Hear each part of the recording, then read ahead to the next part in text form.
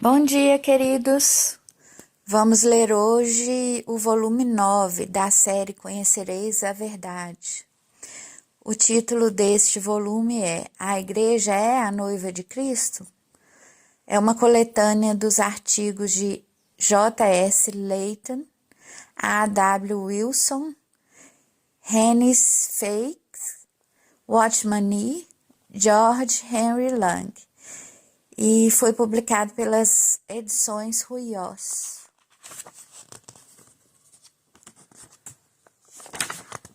Vamos então ao primeiro artigo.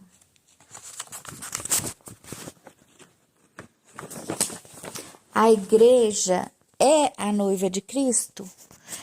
A resposta que quase todos dão é: sim, a igreja é a noiva de Cristo, e todos os salvos fazem parte da noiva. Porém, as provas bíblicas nunca são dadas, porque tais provas não podem ser dadas. A igreja nunca é chamada na Bíblia de a noiva de Cristo. A igreja é chamada de seu corpo, em Efésios 1, 22, 23. Todavia, o corpo e a noiva não são sinônimos, como se tem imaginado. Se observarmos a lei da primeira menção, expressão bastante conhecida de todos os estudiosos da Bíblia, e lembrarmos que as coisas escritas no Antigo Testamento são tipos e exemplos para o nosso ensino, Romanos 5:4, 1 Coríntios 10:11, nós veremos que a noiva é tirada do corpo. Dois exemplos no Antigo Testamento ilustram essa verdade, como também muitos outros. A primeira noiva Eva, não era o corpo de Adão, mas foi tirada do seu corpo. Adão é um tipo de Cristo. Gênesis 2, 21 a 23. No capítulo 24 de Gênesis, temos a história de Abraão, que enviou seu servo para buscar uma noiva para seu filho Isaque. Muitos usam isso como um tipo de Deus o Pai enviando o Espírito Santo ao mundo para chamar a igreja. É verdade que ele faz isso, porém, este não é o ensino de Gênesis 24. O evangelho deve ser levado ao mundo inteiro, mas nessa história Abraão não enviou seu servo aos cananeus, e sim a seu próprio povo, a fim de tomar uma noiva para seu filho. Os que estão familiarizados com os tipos na Bíblia conseguem logo ver que Gênesis 24 mostra o seguinte: Abraão, um tipo do Pai, envia seu servo, tipo do Espírito Santo, ao seu próprio povo, tipo da igreja, para tomar uma noiva para Isaque, que é o tipo de Cristo. Nosso Senhor usou o termo família por causa do seu significado para nós em nossa vida física. Nós nascemos a primeira vez dentro de uma família física. Quando cremos no Senhor Jesus Cristo, confiando que Ele morreu em nosso lugar, nós nascemos de novo na família de Deus. Eu creio que a palavra noiva é usada no mesmo sentido que a palavra família. Sabemos que bênçãos a vida em família traz. Sabemos também que a noiva e o noivo, enquanto estão na família, compartilham de uma união e intimidade que não é partilhada pelos outros membros da família. Com este pensamento em mente, podemos ver como o Senhor chama aqueles que são seus para chegarem mais perto. Não é a este mundo, mas sim aos seus que ele diz: rogo-vos, pois, irmãos, pela compaixão de Deus, que apresenteis os vossos corpos como sacrifício vivo, santo e agradável a Deus, que é o vosso culto racional. E não vos conformeis com este mundo, mas transformai-vos pela renovação da vossa mente, para que experimenteis qual seja a boa, agradável e perfeita vontade de Deus. Romanos 12, 1 e 2. Não serão muitos os cristãos que darão ouvidos a este mandamento direto. Muitos que são salvos nunca experimentarão doce comunhão com Senhor Jesus e perderão, como Esaú, as recompensas espirituais futuras por causa de satisfações carnais do momento. Na igreja em Corinto havia muitos cristãos carnais, e Paulo disse que eles estavam desposados a um marido, isso é, estavam prometidos em casamento ou noivos. Isso certamente nos mostra a possibilidade de todos os cristãos serem a noiva de Cristo. Porém, ele continua dizendo que temia que eles fossem enganados por Satanás e que suas mentes fossem corrompidas. Essa é a situação de muitos cristãos hoje. Isso mostra a possibilidade de muitos falharem em preencher as qualificações para serem chamados a ser a noiva de Cristo. A palavra desposados é a mesma palavra que foi usada em Mateus 1,18, onde se diz que Maria estava desposada com José. Antes de se unirem, intentou deixá-la, pois pensava que ela lhe havia sido infiel. Muitos crentes hoje são infiéis e, num sentido, o Senhor os deixará, mas isso não significa a perda da salvação.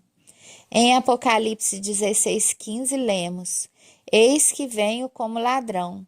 Bem-aventurado aquele que vigia e guarda as suas vestes, para que não ande nu e não se veja a sua nudez. Isto não se refere à justiça com a qual somos vestidos para a salvação, Isaías 61:10, mas sim uma vestimenta de boas obras que pode ser mantida com um resultado proveitoso, ou perdida para nossa vergonha e perda das recompensas no aparecimento de Cristo. 1 João 2,28, Tito 3,8, 2 João 1,8. Apocalipse 19:7 mostra que a noiva se atavia para o casamento e para as bodas do casamento, providenciando para si mesma uma vestimenta de boas obras. Nos dias quando isso foi escrito, a noiva fazia literalmente seu vestido de casamento e dedicava muitas horas de trabalho nele. Nem todos os cristãos trabalham para Cristo, por isso nem todos farão parte da noiva.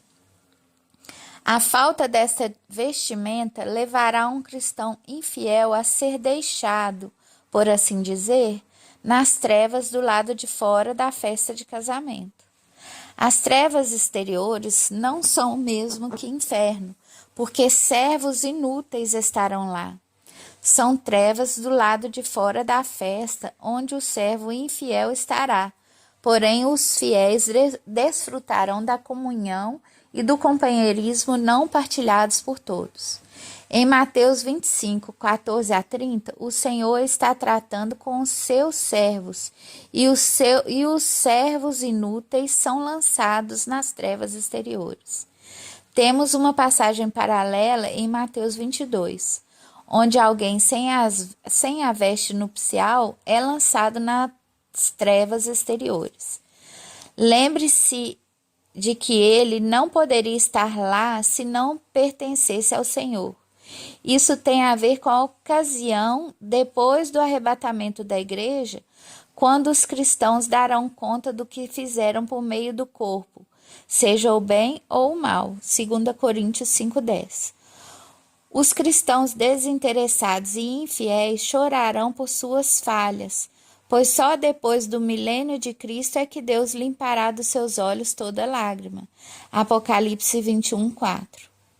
Na carta à igreja em Laodiceia, nós somos aconselhados a comprar roupas brancas para que nossa nudez não apareça. Apocalipse 3:18. Conforme já vimos, as vestes brancas representam os atos de justiça e as ações do povo de Deus. A palavra comprar é usada para mostrar ao Filho de Deus que ele terá que pagar um preço para estar entre aqueles que compõem a noiva de Cristo. Sim, uma vida separada e submissa custa muito, mas quão grande será a recompensa daqueles que ousarem pagar tal preço. Isaías 55:1 fala de comprar sem preço, porém não nos referimos ao dinheiro. O cristão que determinou em seu coração viver completamente para o Senhor Jesus Cristo sabe do alto preço envolvido. O preço pode incluir os amigos, os familiares, pois não são muitos os que andam pelo caminho da separação. O preço pode estar em muitas horas de estudo bíblico, oração e testemunho. Falando de testemunho, Apocalipse 22:17 diz: o Espírito e a noiva dizem, vem.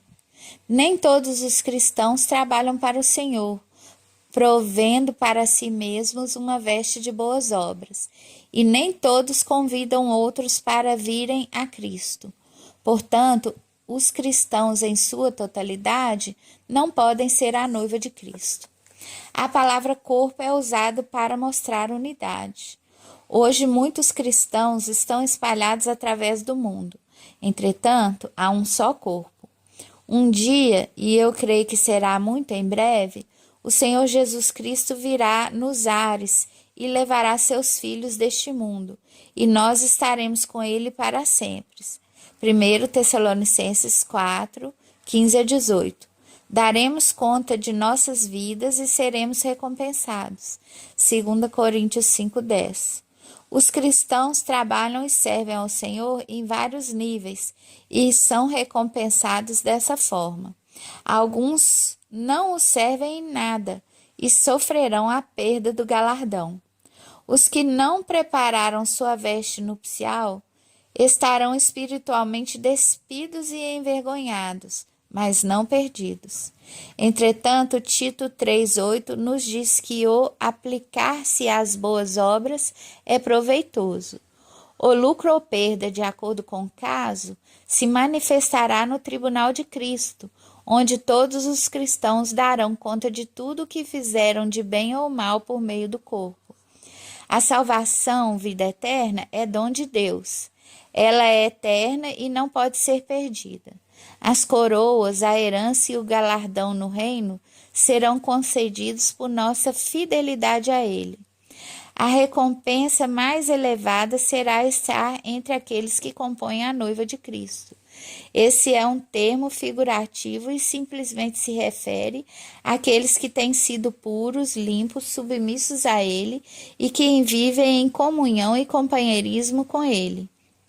Em outras palavras, aqueles que têm sido para seu Senhor tudo aquilo que está implicado na palavra noiva. Paulo se referiu a isto em Filipenses 3:11. Ele certamente não temia perder a ressurreição, mas desejava estar entre os chamados para fora, dentre os ressuscitados, para receberem o prêmio da suprema vocação de Deus. A salvação não é um prêmio, e sim uma dádiva. Posso dizer que a igreja é um corpo, composto de todos os crentes em Cristo. As epístolas foram escritas para a igreja. A igreja em Corinto, como todas as demais, era composta de duas classes de crentes, os carnais e os espirituais. 1 Coríntios 3, de 1-3. Muitos crentes, mesmo pertencendo à igreja, permanecem carnais até o fim e serão salvos como que pelo fogo. Não penseis, tais cristãos, que eles serão a noiva de Cristo. Quem é, pois, a noiva de Cristo? Aqueles que estão provendo para si mesmo uma veste nupcial feita de atos de justiça. Encaremos a questão, cristão amigo. Nem todos estarão qualificados. E você? John S. Layton. Próximo artigo. O adorno da noiva. Alegremo-nos, exultemos e demos-lhe a glória, porque são chegadas as bodas do Cordeiro, cuja esposa a si mesma já se ataviou, pois lhe foi dado vestir-se de linho finíssimo, resplandecente e puro, porque o linho finíssimo são os atos de justiça dos santos. Apocalipse 19, 7-8. Nessa passagem, a ênfase é totalmente colocada na idoneidade moral da noiva para a grande ocasião. Sua esposa já se aprontou para a união, e foi-lhe dado vestir-se. A veste nupcial não é aquele esplendor vulgar da grande prostituta, roupas de púrpura e escarlata, brilhando com joias e pérolas, 17:4, que apenas escondem a deformidade e corrupção oculta. Transportou-me o anjo em espírito a um deserto e vi uma mulher montada numa besta escarlate, besta repleta de nomes de blasfêmia, com 7 cabeças e 10 chifres. Achava-se a mulher vestida de púrpura e de escarlata, adornada de ouro, de pedras preciosas e de pérolas, tendo na mão um cálice de ouro transbordante de abominações e com as imundícias de sua prostituição. Na sua fronte achava-se escrito um nome, um mistério: Babilônia, a grande, a mãe das meretrizes e das abominações da terra. Apocalipse 17, de 3-5. A noiva santa usa apenas linho fino, resplandecente e puro. A veste do sumo sacerdote no passado era assim, quando ele entrava anualmente no Santos dos Santos diante da presença. Levítico 16:4. Aquele linho fino era tecido por mãos humanas. Êxodo 35:25. E semelhantemente, a veste da noiva é feita por ela mesma. O linho fino são as obras justas dos santos. Apocalipse 19:8. A própria tradução não permite que essa justiça seja a de Deus, que é imputada ao pecador pela fé em Cristo, porque diz assim: a justiça dos santos, e não a justiça de Deus. O sentido do termo é fixado pelo seu uso anterior em Apocalipse 15:4. Algumas versões traduzem de modo inexato: teus juízos são manifestos, mas a tradução correta é: teus atos justos têm sido manifestados. Tá? De caiomata. Este tecido puro, brilhante e feito de linho representa os atos justos dos santos, a soma dos atos santos dos membros de Cristo, operados nele pelo Espírito Santo. Sweat. E concorda com isso William Milligan, Exposition Bible, Revelation 322. Estes atos não são a justiça imputada de Cristo, embora só sejam realizados em Cristo. Eles expressam a condição moral e religiosa daqueles que constituem a noiva. Justiça alguma exterior apenas, com a qual possamos ser vestidos, é suficiente preparação para a bênção futura. Uma mudança interior é não menos necessária, uma idoneidade pessoal e espiritual para a herança dos santos na luz. Cristo deve ser em nós não apenas como uma roupa, mas como vida, caso tenhamos esperança de usufruir a esperança da glória. Colossenses 1:27. Não tenhamos medo de palavras como estas. Vistas corretamente, elas não interferem com a nossa perfeição só no amado, ou com o fato de que não pelas obras de justiça que tenhamos realizado, mas pela graça é que somos salvos, por meio da fé, e isso não vem de nós, é dom de Deus. Efésios 2:8. Toda a nossa salvação é de Cristo, mas a mudança em nós deve ser interior como também exterior. Os eleitos são pré-ordenados para serem conformes à imagem do Filho de Deus. Romanos 8:29.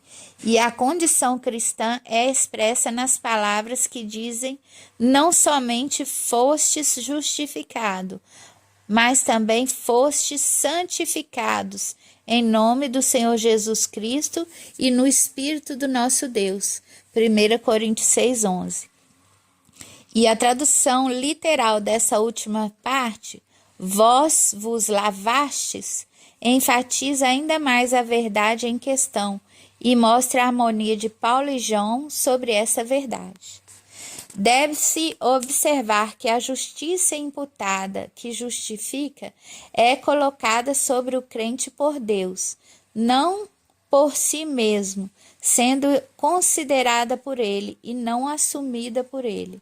Romanos 4:6 diz: o homem a quem Deus atribui a justiça.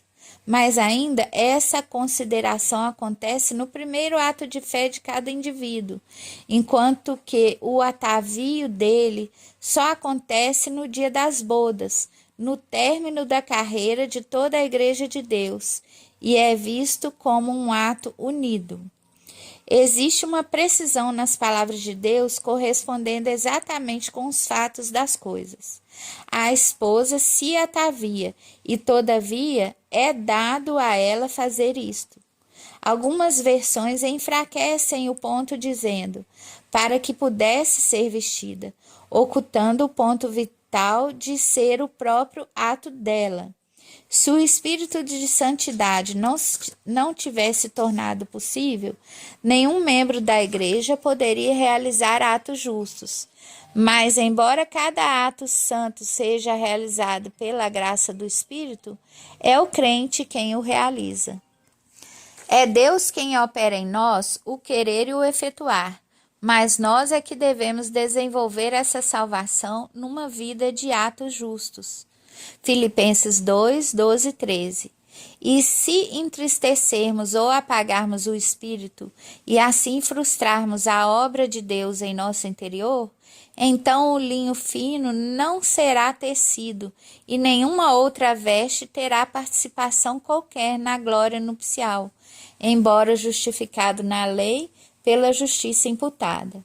Pois o perdão de uma mulher outrora rebelde não é o mesmo que se tornar, mais tarde, a esposa do seu soberano, nem tampouco existe necessidade de que o rei pensasse em tal honra para ela. Tudo isso é ilustrado na história de Esther. De cativa, ela é exaltada à posição de rainha. As vestes e enfeites de que ela precisava eram todos presentes do rei, pois ela não tinha nada adequado, mas ela tinha que vesti-los a fim de aproximar-se do rei. Como está escrito, Esther se vestiu de trajes reais, 5:1. A justificação é um benefício inicial, concedido de uma vez por todas. A santificação é um processo para a vida toda. O sacerdote deve lavar suas mãos e pés até o fim da sua carreira. Essa obra graciosa e indispensável no crente é operada por aquilo que Cristo fala à igreja. Assim é dado a ela tornar-se pura. Porém, as palavras devem ser obedecidas, senão permanecerão inúteis, e por isso é dado a ela vestir-se, realizando os atos justos direcionados pela palavra de Deus. Tudo é pela graça, mas é graça usada e não abusada.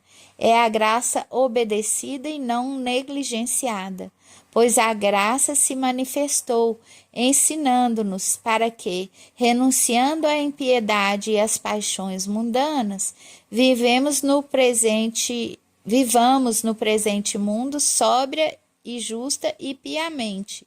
E só vivendo assim que estaremos verdadeiramente aguardando a bem-aventurada esperança e até mesmo o aparecimento da glória do nosso grande Deus e Salvador Jesus Cristo, o qual se deu a si mesmo por nós para nos remir de toda iniquidade e purificar para si um povo todo seu, zeloso de boas obras. Tito 2, de 11 a 14. Portanto, todo o que nele tem essa esperança purifica-se a si mesmo, como ele é puro. 1 João 3,3. Aos justificados que conosco alcançaram a fé e a igualmente preciosa justiça do nosso Deus e Salvador Jesus Cristo. 2 Pedro 1, de 1 a 4.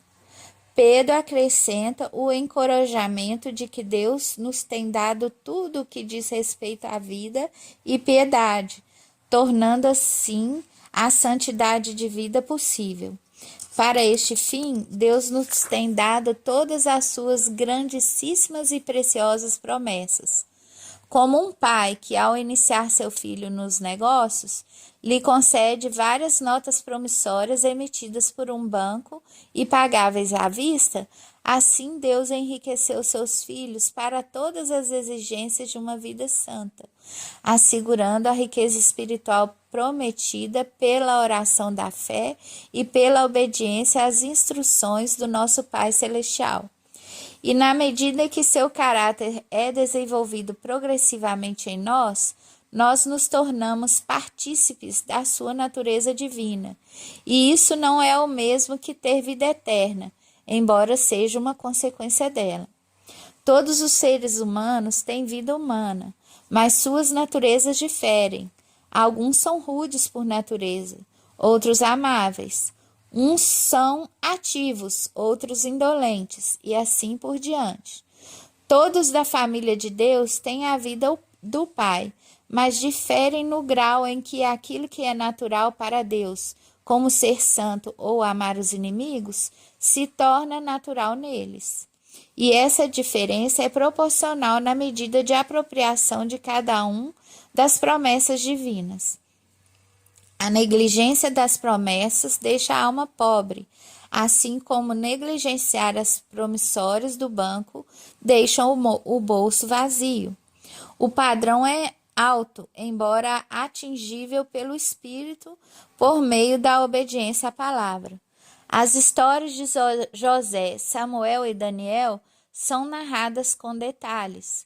Cada um estava cercado de depravação moral grosseira, mas Deus não registrou nada contra eles. Não quer dizer que não tinham pecado. Só Cristo não pecou, e Paulo escreveu aos crentes numa cidade pagã e ímpia, para que vos torneis irrepreensíveis e sinceros, filhos de Deus imaculados no meio de uma geração corrupta e perversa.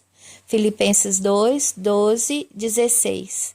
É possível ao crente guardar-se imaculado do mundo. Tiago 1, 27.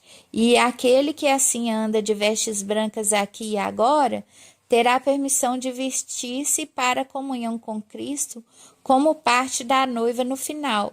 Apocalipse 3, 4, 5, 2 Coríntios 7, 1, 11, 2 a 3.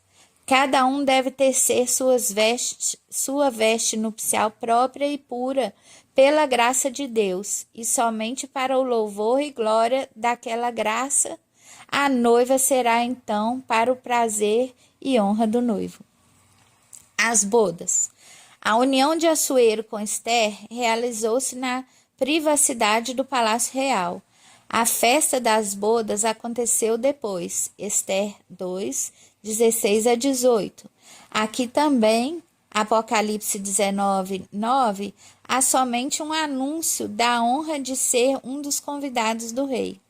Não é dito que as bodas se realizam naquele momento, pois parece que os convidados incluirão pessoas na terra quando o noivo retornar aqui. Mateus 22, 1 a 14, 25, de 1 a 13. E parece que a festa se realizará na terra, na abertura da era do reino. Lucas 22, 18 a 30. Aqui, portanto, temos três ideias distintas. 1. Os convidados não se referem à noiva. 2. Deve haver um intervalo entre o casamento e a festa. 3. A festa deve ser na terra conforme tem sido mostrado. Estas características fornecem indícios para o significado exato de alguma das parábolas proféticas de Cristo. A ausência da noiva e da sua união naquelas parábolas é significativa, mas o significado foi grandemente perdido pelo ensino posterior do Novo Testamento quanto à noiva, conforme tem sido lido nas parábolas. A omissão harmoniza-se com a característica atribuída à noiva noutra parte, de que ela deve ser composta, não de todos os salvos, mesmo desta era, mas daquele entre os salvos que são, pela graça, sempre vigilantes, devotos, separados do mundo, imaculados e andando de roupas brancas tecidas por eles mesmos. Dentro da vasta companhia dos restantes dos salvos está a esfera onde as parábolas do Senhor e muitas outras passagens têm sua aplicação. Bem-aventurados os que são convidados e infelizes os que perdem tal privilégio, como o convidado sem a veste nupcial, as virgens imprudentes e o servo infiel. E além dessa região, jaz uma esfera ainda mais ampla daqueles do tempo do fim, que nem mesmo ouviram da fama do noivo, ouviram sua glória. Porém, entre elas um sinal, e alguns dos que foram salvos enviarei às nações, a Tarsis, Pul e Lude, que atiram com o arco, a Tubal e Javã, até as terras do mar mais remotas, que jamais ouviram falar de mim, nem viram a minha glória. Eles anunciarão entre as nações a minha glória. Isaías 66:19. Mas que receberão a chamada de Isaías 55:1. Ó vós todos que tendes sede, vinde às águas. Tais distinções, como já observamos, foram sugeridas no Antigo Testamento. Nas bodas de Ester havia não somente uma multidão geral de convidados, mas eles foram diferenciados entre os príncipes e servos. Ester 2:18. Todos dessas duas classes foram honrados com o convite real, mas é claro que eles não eram a rainha, nem tampouco incluíam todos os súditos do rei. E se alguns dos convidados à ceia das bodas do Cordeiro forem aqueles anjos príncipes que serviram fielmente nos conflitos espirituais contra o príncipe rebelde dessas eras anteriores, e se os servos incluírem aqueles espíritos ministradores que mesmo agora prestam serviço diaconal aos santos, com vistas a prepará-los para a herança vindoura, Hebreus 1:14, de qualquer forma, estes não seriam a noiva. Um deles denominou-se conservo de João e dos seus irmãos, Apocalipse 19:10. O programa do Altíssimo é bem mais amplo e majestoso do que muitos pensam, e inclui todas as suas criaturas, celestiais e terrenas. O noivo, a noiva e as virgens. O Salmo 45 é o cântico do noivo real. O noivo é simultaneamente o guerreiro poderoso com uma espada, 3:5, como no contexto de nossa passagem, Apocalipse 19, de 11 a 16, e é também Deus, 6.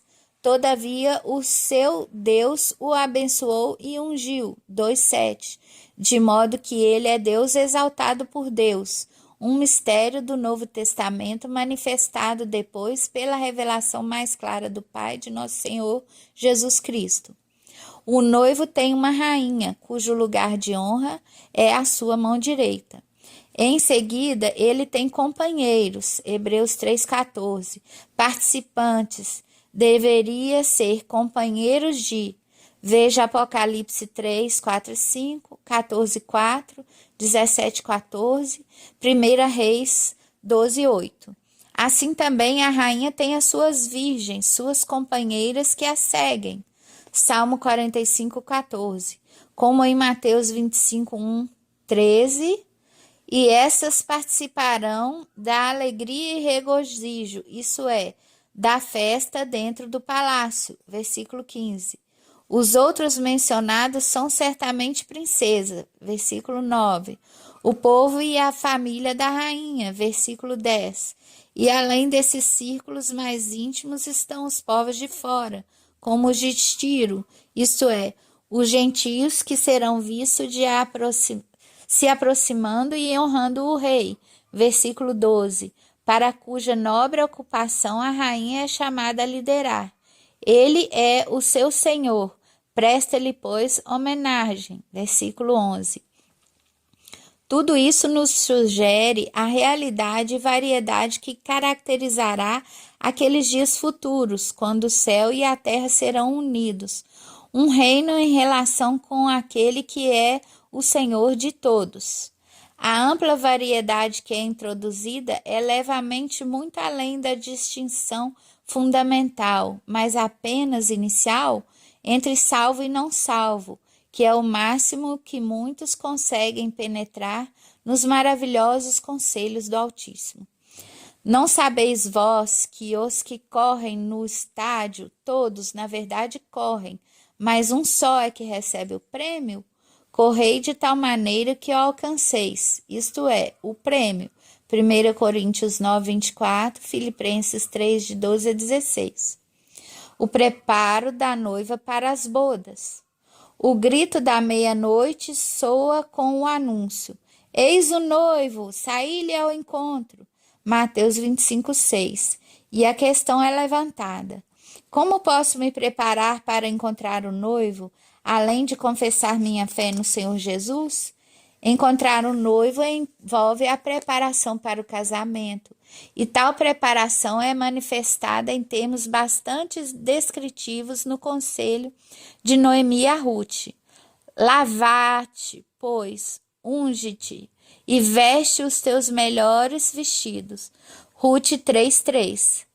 Lembramos que Rebeca, em sua viagem com Eliezer para a casa de Isaque, ao vê-lo se aproximar, desceu do seu camelo e pôs seu véu sobre si. Apocalipse 19, 7 e 8. Fala da preparação para o encontro com o noivo, e Mateus 22, de 11 a 14, fala do que acontece aos salvos que não estão preparados para o casamento. Tomemos o conselho de Noemi a Ruth e consideremos mais detalhadamente suas palavras. 1. Ruth deve se lavar. Esse tipo é tirado do uso do lavatório de bronze usado pelos sacerdotes se purificarem da sujeira acumulada nas mãos e pés após oferecerem o sacrifício para expiação sobre o altar de bronze.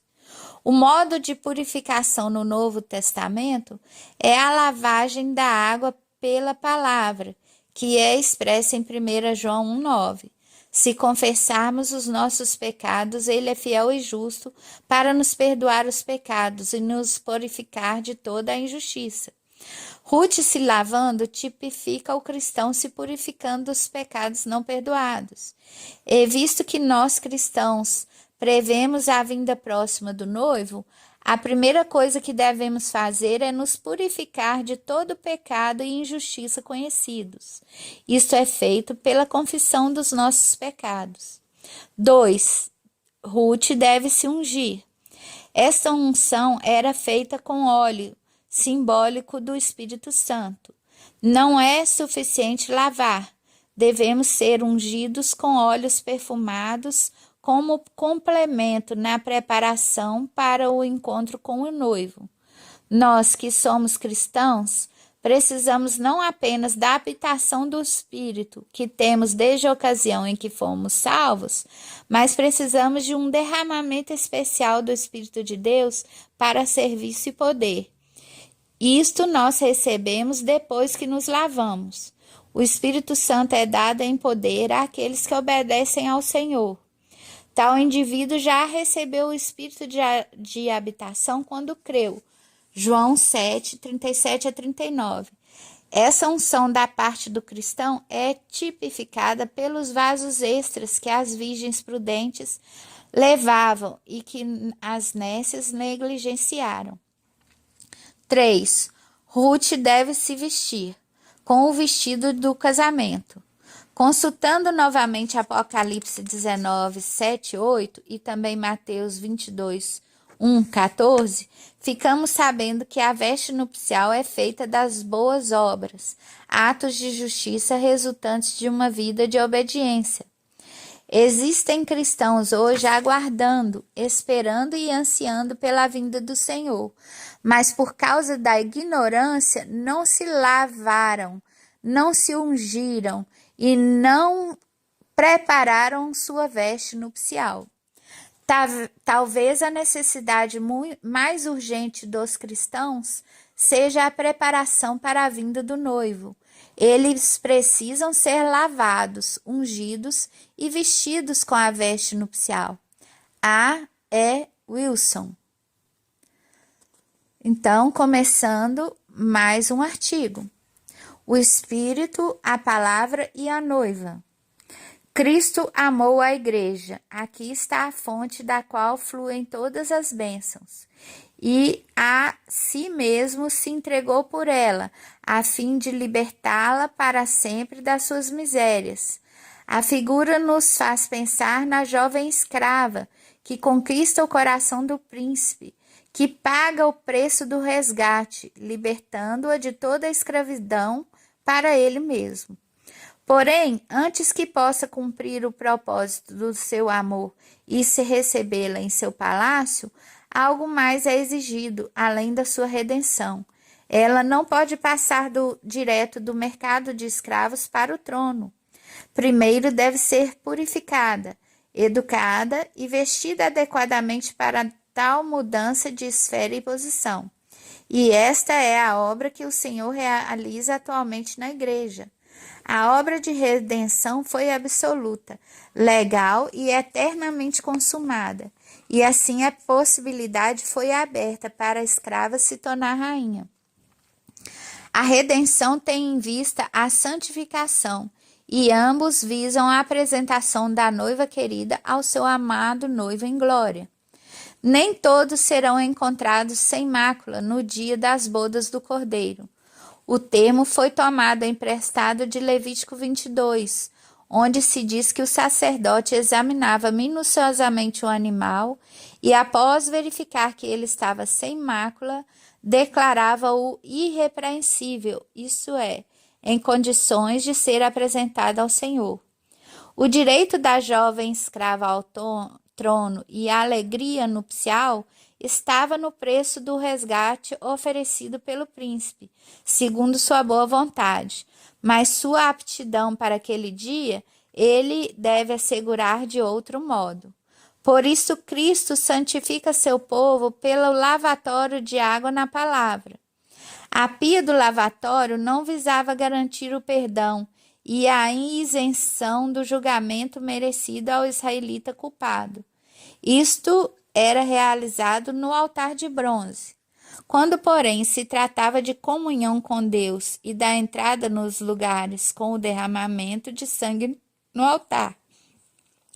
Êxodo 30, 17 a 21, Levítico 8, 6, 2 Crônicas 4, 6. A igreja deve ser redimida e também santificada pelo Senhor. É sua graça infinita que provê das riquezas da sua glória os meios de purificação. A pia do lavatório era composta de duas coisas. 1. A água que estava na pia. 2. A própria pia de bronze. A palavra é o vaso através do qual entramos em contato com a água, que é o Espírito de Deus. João 7, 38 e 39. Santifica-vos na verdade, a tua palavra é a verdade. João 17, 17. Pedro menciona a santificação no Espírito. 1 Pedro 1, 2. Somente quando utilizamos na prática a palavra de Deus, sendo obedientes aos seus preceitos, é que conhecemos a energia purificadora do Espírito. Ele está na palavra, assim como a água estava na pia. O Espírito de Deus está perpetuamente na Bíblia, e a prova disso é a sua influência purificadora universal. Infelizmente, é possível que o discípulo negligencie a palavra de Deus, ou deixe de obedecer habitualmente às suas ordens, vindo assim a entristecer o Espírito Santo, impedindo a lavagem que assegura a santificação. Quando um pai vê algo errado em seu filho, ele fala com ele sobre aquele ponto. Se o filho obedece à palavra do pai, a palavra atua como a água que realiza a purificação. Pedro havia seguido ao Senhor por alguns anos e o amava ardentemente. Ele podia dizer o que poucos podem: tudo deixamos e te seguimos. Mateus 19, 27. Observe, porém, as palavras que nosso Senhor lhe disse. Aquele que se banhou não necessita de lavar senão os pés. João 13, 10. Entretanto, para gozar de maior participação com o Senhor, algo mais do que isso é necessário. Se eu não te lavar, não tem parte comigo. Versículo 8.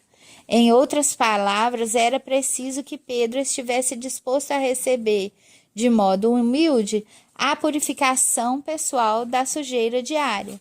Porque a oposição de Pedro foi quebrada imediatamente, levando-o a pedir mais do que era necessário. Se você é um crente que tem negligenciado a palavra do Senhor, pondere nessas palavras e pode ser que o Senhor as repita por seu espírito, com poder restaurador ao seu coração novamente. O Senhor não disse: se eu não te lavar, não tem parte em mim. Isto significaria a perda de tudo, até mesmo da vida eterna.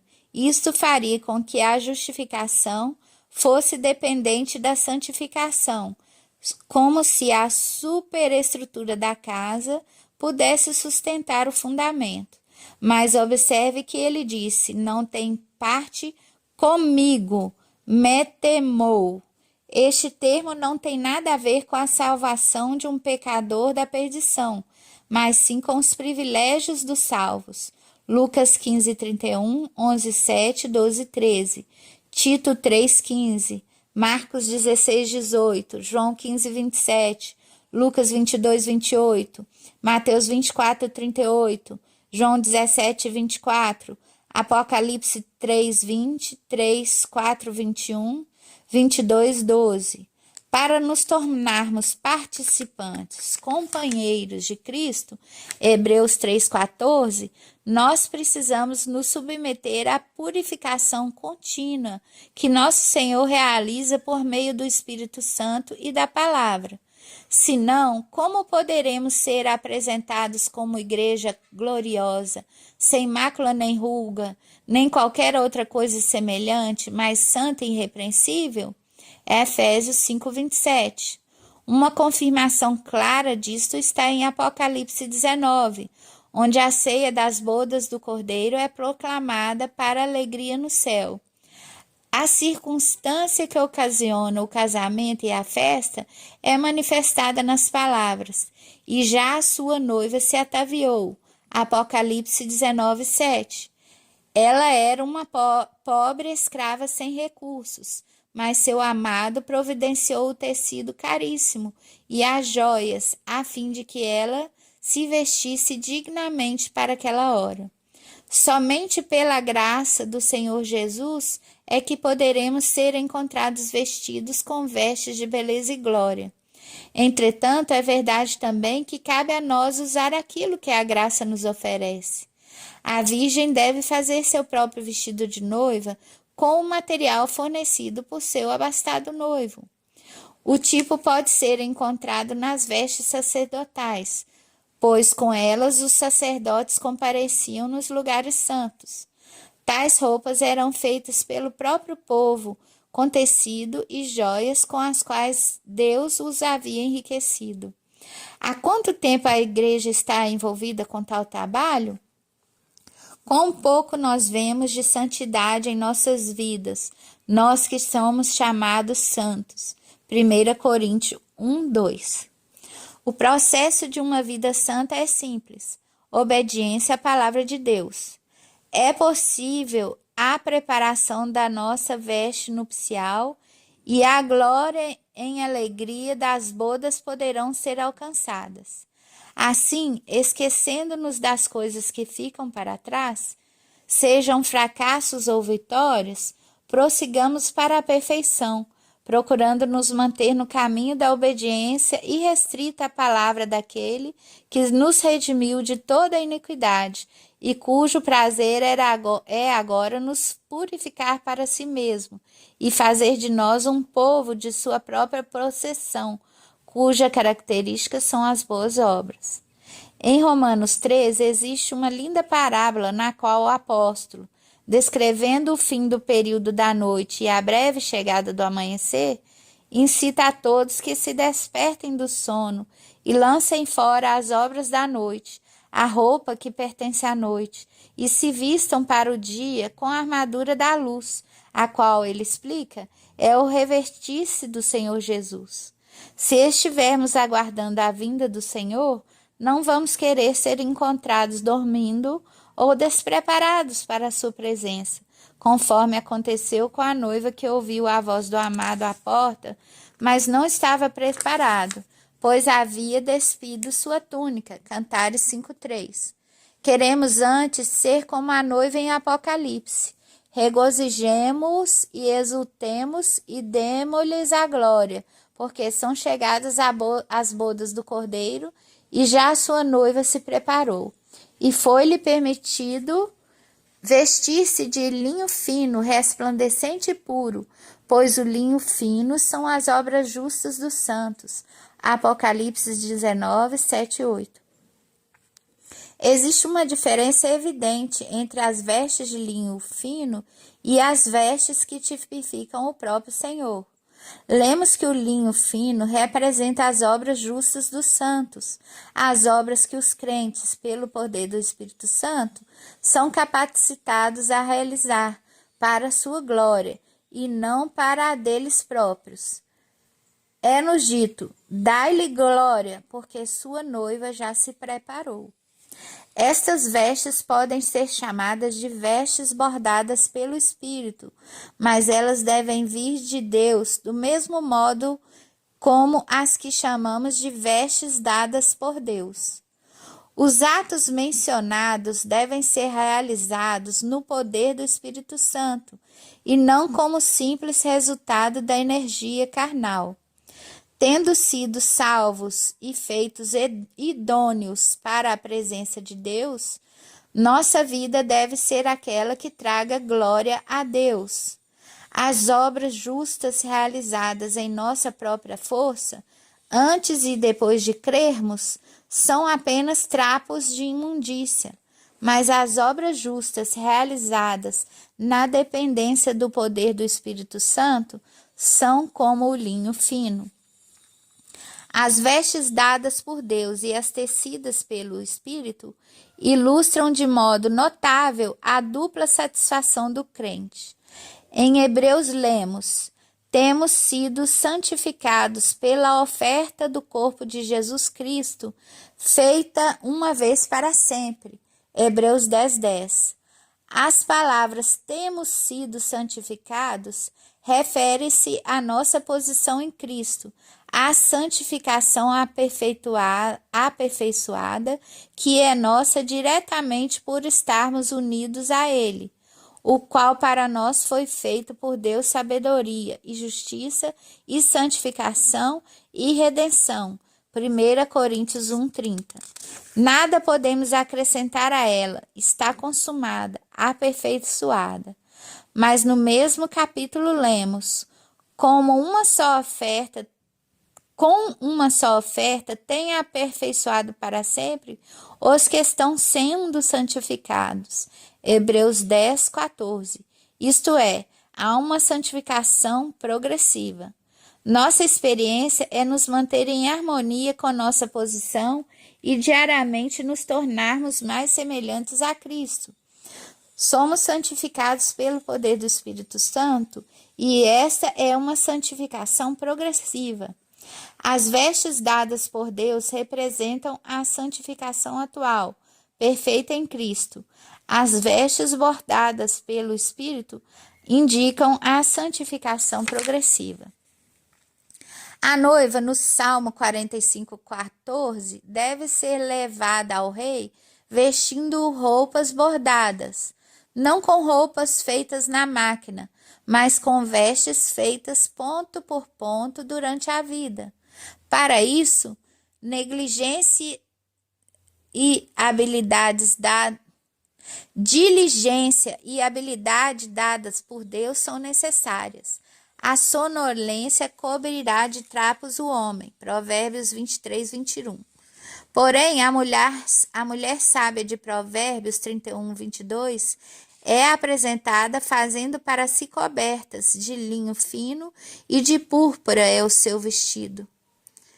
Devemos ser, portanto, diligentes no serviço do Senhor, a fim de sermos como as pessoas mencionadas em 1 Crônicas 4:21, os da casa de Ashbeia, que fabricavam linho fino.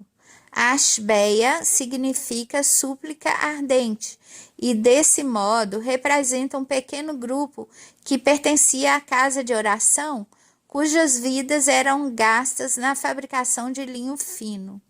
As roupas feitas pelo Espírito não podem ser iniciadas antes que os trapos de imundícia, isto é, as roupas feitas pelo homem, sejam postas de lado, e as vestes dadas por Deus sejam aceitas, isso é, o Senhor Jesus, nossa justiça. Hennes Fakes. Próximo texto. O linho fino, os atos justos dos santos. A preparação da esposa aqui mencionada refere-se especialmente às vestes dela, pois lhe foi dado vestir-se de linho finíssimo, resplandecente e puro, pois o linho finíssimo são os atos de justiça dos santos. Apocalipse 19:8. A Escritura nos revela que há 2 tipos de vestimentas para o cristão. Uma delas é o Senhor Jesus. O Senhor Jesus é a nossa roupa. A outra é a vestimenta de linho finíssimo, resplandecente e puro, que é mencionada aqui. Todas as vezes que nos apresentamos diante de Deus, o Senhor Jesus é a nossa vestimenta. Ele é a nossa justiça e nós o vestimos quando nos aproximamos de Deus. Esta vestimenta é a nossa roupa constante, para que cada santo possa estar vestido diante de Deus e não ser achado nu. Por outro lado, quando fomos apresentados a Cristo, devemos estar ataviados com linho finíssimo, resplandecente e puro.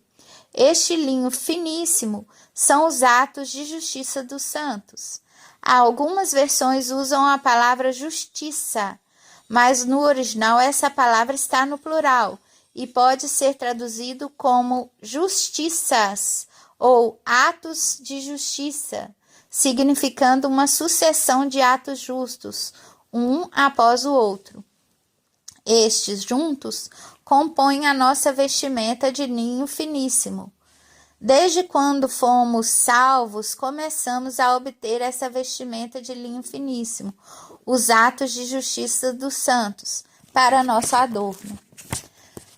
Podemos ver estes 2 tipos de vestimenta para o cristão também no Salmo 45. O verso 13 diz: a filha do rei está toda gloriosa no interior do palácio. A sua vestidura é de ouro batido. Depois o verso 14 nos diz: ela será levada ao rei em roupagens bordadas. Aqui nós vemos que as roupagens mencionadas no verso 13 são diferentes daquela do verso 14. No verso 13, a vestimenta é de ouro, mas no verso 14, a roupagem é bordada. Em Apocalipse 19, as vestimentas de linho finíssimo são de obra bordada, não de ouro. O que então é o ouro? O Senhor Jesus é o ouro. Ele é o ouro por ser totalmente de Deus. A justiça que o Senhor Jesus nos deu, a vestimenta que Ele colocou sobre nós quando fomos salvos, é algo feito de ouro. Mas além desse tipo de roupagem, há outra vestimenta que estamos bordando desde o dia em que nascemos de novo. Essa vestimenta é chamada de o ato de justiça dos santos. Em outras palavras, a roupagem de ouro nos é dada por Deus em Cristo Jesus. A roupagem bordada é confeccionada em nós pelo Espírito Santo. Quando cremos no Senhor, Deus nos deu, através do Senhor Jesus, uma veste de ouro. Esta roupa é o próprio Senhor Jesus e não tem nada a ver com a nossa conduta. Ela nos foi dada por Ele, totalmente acabada. Porém, a roupagem bordada está relacionada com as nossas obras. Ela é feita ponto por ponto, através da obra do Espírito Santo em nós, dia após dia. Qual é o significado do bordado? Originalmente é apenas uma peça de tecido sem nada sobre ela. Mais tarde, algo é bordado nela com agulhas, e através dessa obra, o tecido original e o que foi nela bordado com agulhas se tornam uma única peça. Quando o Espírito de Deus trabalha em nós, ele incorpora Cristo em nós, e isto é o bordado. Assim não teremos apenas uma vestimenta de ouro, mas também uma roupagem bordada pelo Espírito Santo. Através desse trabalho, Cristo será incorporado em nós e manifestado através de nós. Tal roupagem bordada são os atos de justiça dos santos, e é um tipo de trabalho que não é feito de uma vez para sempre, e sim dia após dia, até chegar ao dia quando Deus dirá: está pronto. Alguém pode perguntar: o que são os atos de justiça mencionados aqui? Os evangelhos citam muitos atos de justiça, como o ato de Maria expressando seu amor pelo Senhor a ungí-lo com nardo puro. Isto foi um ato de justiça dela e poderá ser uma das linhas transversais ou longitudinais da sua vestimenta de linho finíssimo. Houve outras, como Joana, a esposa de Cusa, e muitas outras mulheres que, por causa de seu amor pelo Senhor, supriram as necessidades materiais dele e de seus discípulos. Estes também são atos de justiça.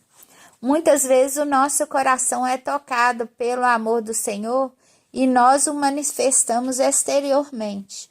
Isto é a nossa justiça, a nossa vestimenta de linho finíssimo. Este é o bordado que está sendo feito hoje. Qualquer expressão que resulta do nosso amor pelo Senhor e que é feita através do Espírito Santo é uma agulhada dentre milhares de outras no bordado. A Bíblia nos diz que qualquer que der um copo de água fria a um pequenino, de maneira nenhuma perderá seu galardão. Este é um ato de justiça feito por amor ao Senhor. Quando temos alguma expressão ou ato de amor para o Senhor, isto é justiça. Apocalipse 7 nos diz que essa roupagem é uma roupagem branca, que foi lavada e branqueada no sangue do Cordeiro. Devemos nos lembrar que só podemos nos tornar brancos quando somos lavados dos nossos pecados através de sangue. E não somente os nossos pecados, mas a nossa conduta também deve ser purificada. Ela também só pode ser branqueada sendo lavada no sangue.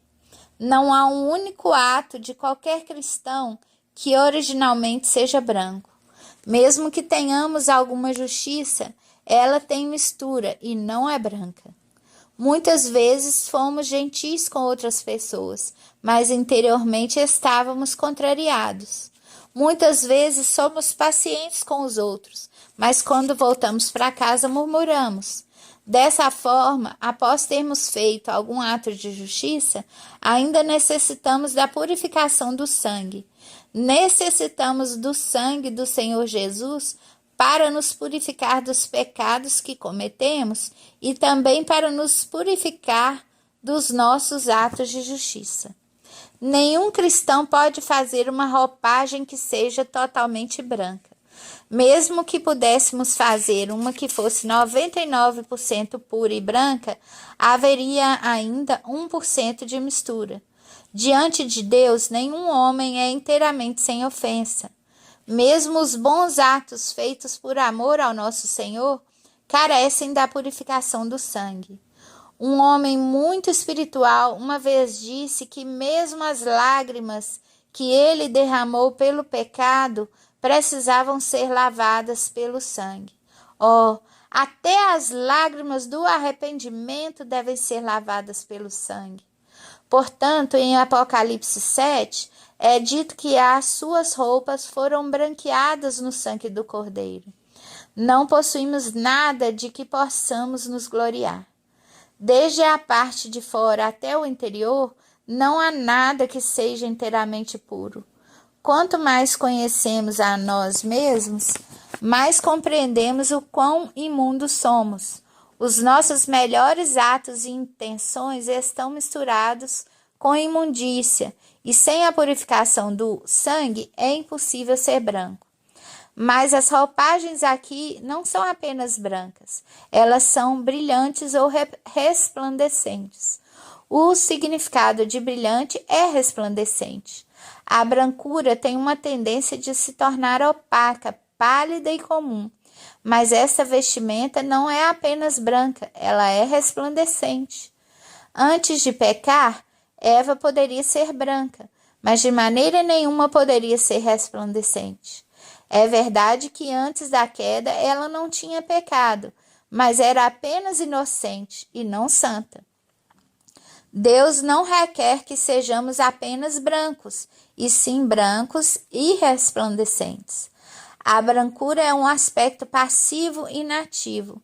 O resplendor, porém, é um aspecto positivo e ativo. Não devemos, portanto, ficar amedrontados com as dificuldades ou aspirar por um caminho tranquilo, pois são os dias de dificuldades que podem nos fazer resplandecer. Você pode não sentir que alguns cristãos tenham pecado ou que estejam errados em qualquer coisa. Pelo contrário, você sente que em quase todos os aspectos eles são bastante bons. Mas ao estar com eles, você não sente nenhum esplendor. A bondade deles é apenas a bondade comum. Eles são brancos, mas não reluzentes. Por outro lado, há outros cristãos que frequentemente são provados e colocados frente a frente com o sofrimento. Muitas vezes são tão abalados que parece que certamente cairão, mas eles continuam de pé. Depois de algum tempo, tais cristãos obtêm uma qualidade de esplendor. Eles estão resplandecendo no seu caráter e na sua virtude. Eles não são apenas retos, mas brilhantes. Não são apenas brancos, mas resplandecentes. Deus está trabalhando em nós todo o tempo. Continuamente Ele despende muito esforço conosco para que possamos ser brancos. E Ele está operando em nós para nos fazer resplandecentes. O seu desejo é que sejamos brilhantes. Por esta causa é que precisamos pagar um grande preço e desejar que venham sobre nós todo tipo de dificuldade. Desta outra forma, nunca poderemos resplandecer. Ser apenas branco não é o bastante. Deus requer que seja visto em nós um esplendor positivo. O medo das dificuldades, o anseio por um caminho fácil e suave poderão ser a causa da perda do nosso esplendor. Quanto maiores forem as dificuldades, mais nós poderemos resplandecer. As pessoas cujas vidas são gastas de uma forma fácil e comum podem ser brancas, mas nunca serão resplandecentes. Essa roupagem é de linho finíssimo. Segundo a Escritura, a lã tem significado diferente do linho. A lã denota a obra do Senhor Jesus e o linho finíssimo a obra do Espírito Santo. Isaías 53:7 descreve o Senhor Jesus como uma ovelha que emudece diante dos seus tosquiadores. Deste versículo, vemos que a lã possui o caráter da redenção. Com o linho, entretanto, não há nenhum caráter de redenção envolvido. Ele é produzido por uma planta, nunca esteve associado com o sangue. O linho finíssimo é produto da obra do Espírito Santo dentro do homem. A roupagem de linho finíssimo mostra que Deus não requer apenas que o homem tenha a sua justiça, mas também os seus próprios atos de justiça. Deus não tem apenas a intenção de obter a sua justiça em nós, mas ele também tenciona obter em nós os muitos atos de justiça. E a ela foi dado vestir-se com linho finíssimo, puro e resplandecente. Isso significa que todos os feitos, todos os atos de justiça exteriores são produzidos pela graça. E a ela foi dado. Eles não são manufaturados pelo homem natural, e sim o resultado da obra do Espírito Santo no homem. Portanto, devemos aprender a olhar para o Senhor com expectativa dizer: Senhor, Tu o dás a mim. Senhor, concede-me a graça. Como isso é bom! Essa roupagem é dada pela graça. Se dissermos que essa vestimenta é feita por nós mesmos, é verdade. Realmente ela foi confeccionada por nós. Mas, por outro lado, ela foi dada por Deus, pois quando dependemos de nós mesmos, não podemos produzir nada. É o Senhor que a produz em nós, através do Espírito Santo. Muitas vezes sentimos que é, na verdade, grande.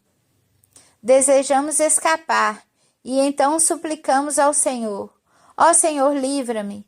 Mas devemos mudar a nossa oração para: Senhor, torna-me capaz de suportar a carga. Senhor, leva-me a estar de pé diante dela. Faça-me branco e conceda-me esta roupagem resplandecente. Apocalipse 19, 9 nos diz: e ele, o anjo, me disse: escreva. Deus falou e ordenou a João que escrevesse. O que ele escreveu? Bem-aventurados aqueles que são convidados às ceias das bodas do Cordeiro. Novamente o anjo disse: estas são as verdadeiras palavras de Deus. Deus quis deixar bem claro que essas são as suas verdadeiras palavras. Devemos aceitá-las, atentar para elas e lembrar-nos delas. Qual a diferença entre aqueles que são convidados às ceias da boda do Cordeiro e a noiva do Cordeiro? À noiva é permitido um tipo de relacionamento mais íntimo com o noivo. Aqueles que foram convidados estarão junto com o Senhor, experimentando uma comunhão única e especial que ninguém jamais provou anteriormente, mas eles não farão parte da noiva. Oh, que Deus possa nos levar, por amor de si mesmo, a sermos capazes de experimentar tal comunhão especial com Ele. Que Ele faça de nós aqueles que humildemente buscam satisfazer o desejo do seu coração. Por amor da igreja, possa Ele nos levar a buscar aqueles que suprem vida. E, mais ainda, por amor ao reino, que Ele possa nos levar e nos capacitar a sermos os vencedores. Watchman Nee. Próximo texto. A Nova Jerusalém, a noiva do Cordeiro. Mas tende chegado à cidade do Deus vivo, a Jerusalém celestial. Hebreus 12, 22. Durante o reino de Cristo na terra, Jerusalém, a cidade do grande rei, será a sua metrópole terrena e o centro do mundo. Mas nas regiões celestiais haverá outra cidade, da qual aquela na terra é apenas um reflexo. Naquela região onde a essência do ser é espírito, Deus terá uma metrópole espiritual, sendo Ele mesmo o arquiteto que desenhou e o construtor que a edificou. Hebreus 11, 10. E as pessoas da igreja dos primogênitos, espíritos aperfeiçoados, habitando corpos espirituais incorruptíveis, formarão aquele lugar de habitação de Deus. Durante a visão do Apocalipse, João ouvira uma grande multidão no céu, regozijando-se, porque a hora havia chegado para o tão esperado casamento do Cordeiro, mas ele ainda não havia visto a noiva. E pode ser que, na medida que as poderosas visões progrediam e a era milenar passava para o estado eterno, ele internamente estranhasse tal omissão. Mas depois que tudo fora mostrado a ele, a noiva foi revelada para seu olhar extasiado, pois ele diz: e veio um dos 7 anjos que tinham as 7 taças cheias das 7 últimas pragas, e falou comigo dizendo: vem, mostrar-te-ei a noiva, a esposa do Cordeiro. E levou-me em espírito a um grande e alto monte e mostrou-me. Mostrou-me o quê? Uma noiva? Não, uma cidade, a santa cidade de Jerusalém. Apocalipse 21, 9 e 10.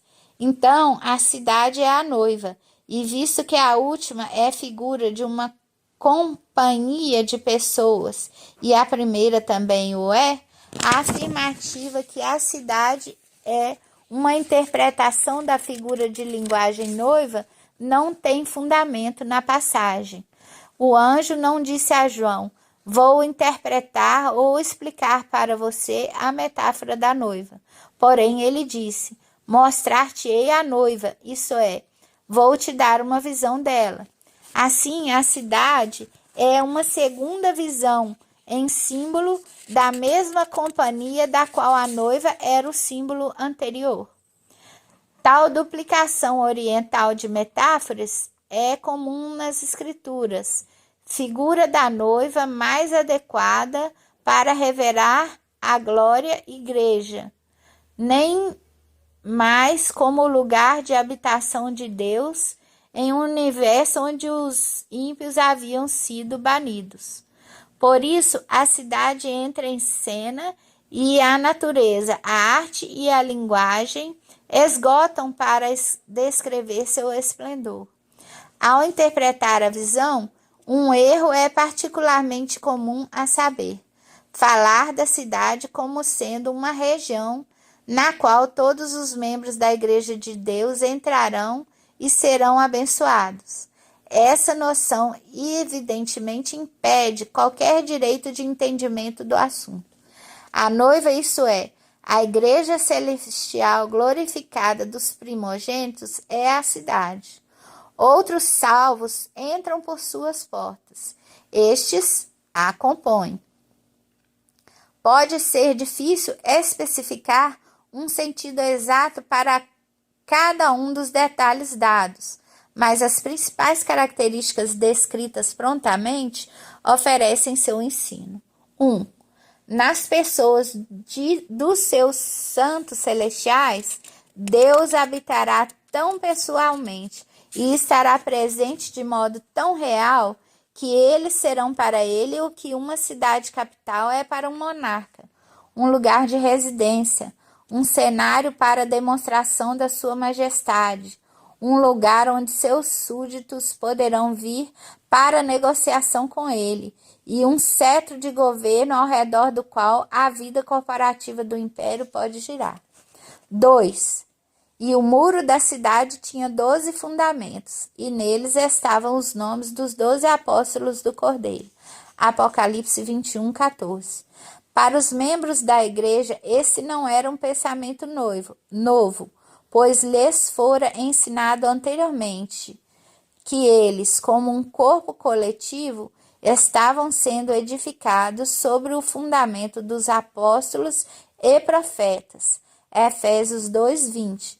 Historicamente, a pregação, ensino, labor e sofrimento dos apóstolos, sobre os quais a igreja é fundada, e dos seus ensinos, Cristo Jesus mesmo era o tema todo proeminente, a principal pedra de esquina, unindo o fundamento e propiciando unidade e estabilidade ao edifício. 3. As nações andarão à sua luz, e os reis da terra trarão para ela a glória. Apocalipse 21, 24. As nações que por tanto tempo viveram separadas da vida de Deus pela ignorância que há nelas, Efésios 2:18, sob a direção beneficente dos santos celestiais, aprenderão a andar em seu temor. E elas, por sua vez, honrarão estes que são, assim, a causa da sua eterna bênção. 4. Através de Israel, como a principal nação sobre a terra, pela vontade de Deus, é que os gentios reconhecerão a soberania de Deus. Portanto, por meio de Israel, como intermediário, é que eles desfrutarão das bênçãos. Por essa razão, nos portais da cidade estarão escritos os nomes das 12 tribos de Israel. Para os gentios, o meio de acesso às bênçãos celestiais será honrando a Israel. Isaías 14, 2, 49, 22, 23, 60, 12, 66, 20. Sofonias 3, 10, margem. Zacarias 8, 20 e 23. Seria tão irracional espiritualizar o Israel literal dessa figura, Apocalipse 21, 12, como espiritualizar os 12 apóstolos do Cordeiro que são mencionados em seguida, 21, 14. 5. O Espírito Santo de Deus fluirá assim através da igreja para a vivificação de todos, conforme a figura do rio da água da vida, e será em resposta à obediência que os povos terão seus benefícios do rio, pois este procede do trono de Deus e do Cordeiro. 6. Na Jerusalém terrena, 2 montes têm sido proeminentes, o Monte Moriá e o Monte Sião. O Monte Moriá, coroado com o Templo de Salomão, porém, na Jerusalém celestial não é visto templo algum. Apocalipse 21, 22. Pois Deus não mais habita oculto atrás de um véu, visto que o Calvário tornou possível sua habitação com os homens. Apocalipse 21, 3. Mas o Monte Sião é fundado em sua esfera eterna. Naquele monte, na cidade terrena, ficava o palácio de Davi, segundo Samuel 5, 7, 9. E era a suprema corte de justiça para o reino, pois ali estão postos os tronos de juízo, os tronos da casa de Davi. Salmo 122, 5. Não um trono, mas tronos são mencionados. Quão precioso é o quadro profético das coisas que ainda hão de acontecer, pois Cristo, o filho de Davi, associará consigo mesmo, em seu ofício real, aqueles que foram considerados dignos da sua chamada e alcançaram este pináculo de honra para reinar com ele para todo sempre. Apocalipse 22, 5. E assim como muitos habitavam em Jerusalém, poucos comparativamente no Monte Sião, não há aqui novamente a indicação de que os que hão de alcançar a bem-aventurança da cidade serão em número muito maior do que aqueles que serão coroados de honra e reinarão num trono no Monte Sião. George Henry Lang. Esse, então, foi o final desse pequeno e precioso livro. Graça e paz do Senhor a todos.